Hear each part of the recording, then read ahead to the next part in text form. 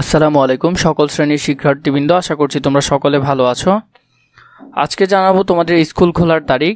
School college খুলেছে, তবে শিক্ষার্থীর উপস্থিতি কম। কোটা সংস্কার আন্দোলনকে ঘিরে সহিংসতায় দীর্ঘদিন বন্ধ থাকার পর মঙ্গলবার 6 আগস্ট আজকে থেকে তোমাদের স্কুল খোলা হয়েছে। দেশের সব শিক্ষা প্রতিষ্ঠান খোলার নির্দেশনা দেওয়া হয়েছে। সোমবার 5 আগস্ট আন্তঃবাহিনী জনসংযোগ দল ISPR এক বিজ্ঞপ্তিতে এই নির্দেশনার কথা জানায়। তোমাদের স্কুল খোলা হয়েছে 6 আগস্ট আজকে থেকে, কিন্তু শিক্ষার্থীদের উপস্থিতি তেমন দেখা যাচ্ছে না এবং কিছু কিছু স্কুলে তো মোটেও শিক্ষার্থীর উপস্থিত ছিল না। এই নির্দেশনার পর মঙ্গলবার 6 আগস্ট সকালে রাজধানীর শিক্ষা প্রতিষ্ঠান খুলতে শুরু করে। তবে বিভিন্ন শিক্ষা প্রতিষ্ঠানগুলোতে খোঁজ নিয়ে জানা গেছে শিক্ষা প্রতিষ্ঠানে শিক্ষার্থীর উপস্থিতি একেবারেই কম।